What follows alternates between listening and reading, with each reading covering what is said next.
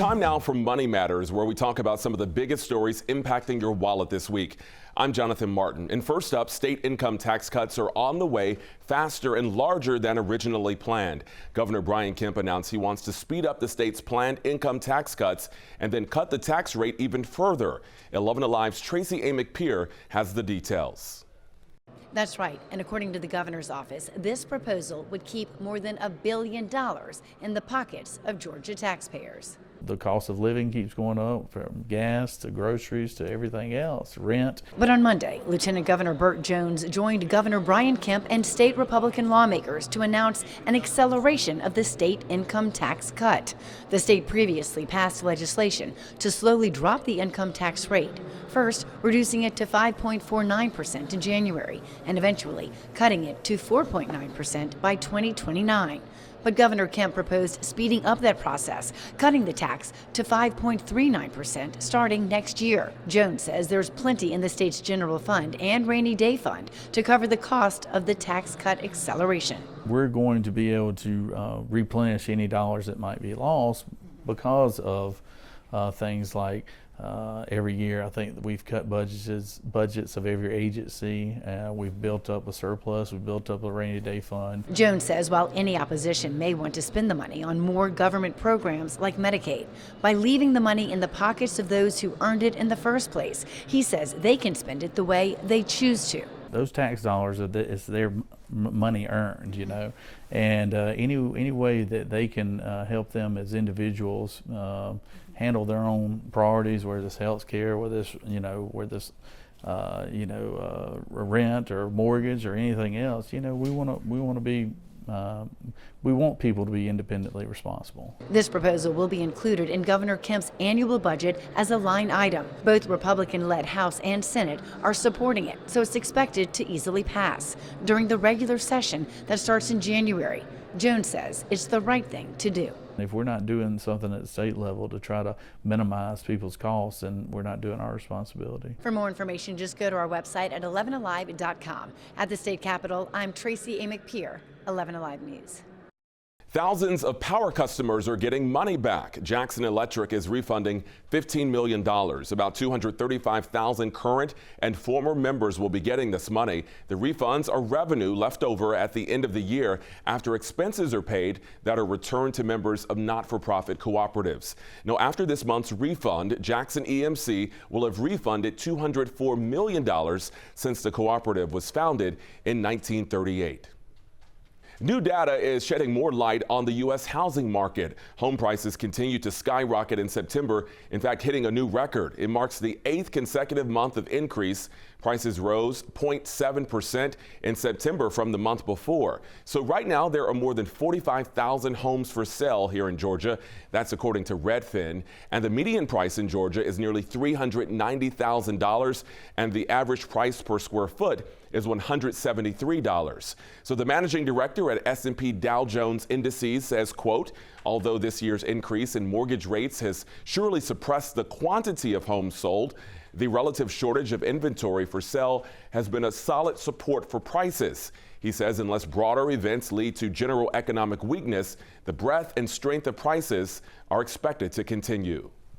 Well, they call this time of year the season of giving, and scammers, well, they want to take advantage of it too. You are probably used to a lot of the same safe shopping advice, but in recent years, the scams have become more high-tech. Noah Pransky shares what you need to know ahead of this shopping season. Avoiding shopping scams used to be so simple. Watch out for pickpocketers. Don't send money online to strangers. If an email looks fake, it probably is. But in 2023, the scams are a lot more sophisticated than you may have realized. These are organized criminal gangs, often located overseas, who are very savvy at what they do. John Brio with the National Consumer League has been tracking really convincing websites, product reviews, shipping alerts, all fake. Basically, these aren't the same old Nigerian email scams. Just ask a former Nigerian scammer. It is getting so sophisticated now. They are becoming smarter every day. Chris Maxwell, zooming in from the middle of the night in Nigeria, is a reformed scammer now consulting for the site socialcatfish.com. He says scammers aren't just looking for a quick payday these days. They want a gift that keeps on giving, just one of your major passwords, since so many of us reuse them across multiple accounts. Once you have access to the password, you have access to their social security number, you have access to their driver's license, you have access to their credit cards, you have access to their bank account. Very easy to do a lot of damage with information like that. So here are 5 quick tips to defend yourself against 2023's most dangerous thieves and hackers. Number 1, don't reuse passwords. I know it's impossible to remember 300 different logins, but at least use different passwords for your bank and email. Consider using a secure password manager to make it all easier. And always use 2-factor authentication for those really important accounts. Number 2, look out for shipping scams. Get an email or text about a delayed delivery?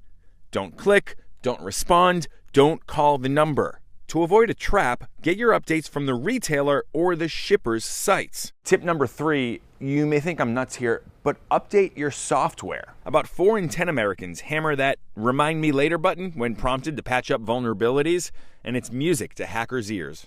Well, this is me, reminding you later. Update your phone and your software.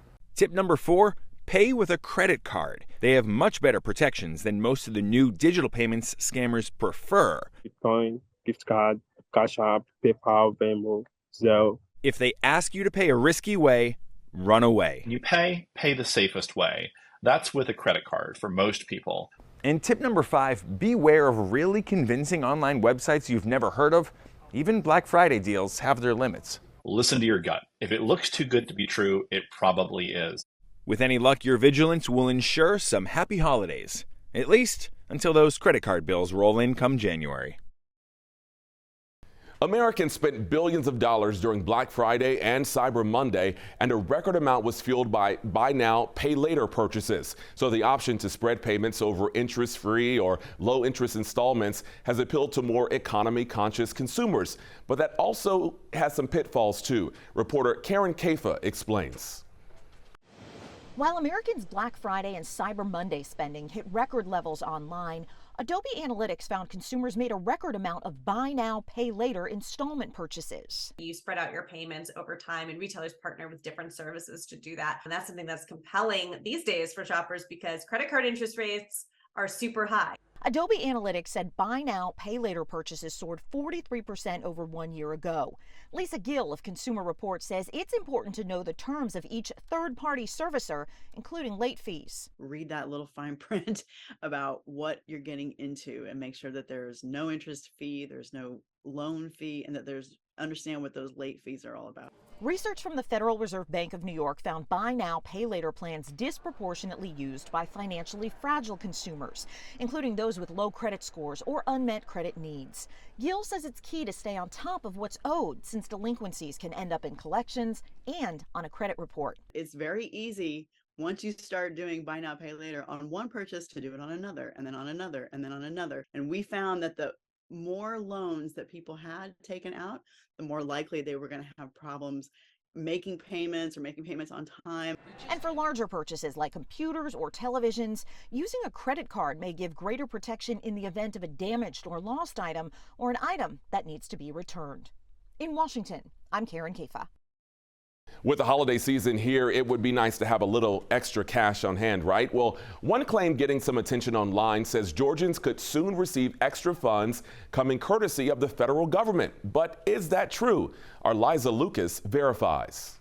Social posts like these are grabbing attention online, suggesting a 4th round of federal stimulus checks are on the way for 10 states, including Georgia. The posts claim the money will arrive November 30th. But is it true? Let's verify. Is the IRS issuing a 4th round of stimulus checks to select states? First, a reminder, the federal government issued nearly $1 trillion in economic impact payments, also referred to as stimulus payments, during the pandemic in 2020 and 2021. There were 3 separate rounds of payments. But as for plans for another... That is not true. There is no 4th stimulus in the plan. The last stimulus that occurred and was issued was under the American Rescue Plan, signed into law by President Biden in late 2021. Financial expert Andrew Poulos says claims of a 4th payment payment this week are false. But the IRS did issue a recent reminder saying anyone who missed out on previous payments still has time to claim the money by filing their tax return. As for Georgia, the state did issue its own tax refunds last year and again this past March. But that was a result of the state surplus and separate from federal payments. To sum it up, claims that the IRS is issuing a fourth round of stimulus payments to select states this week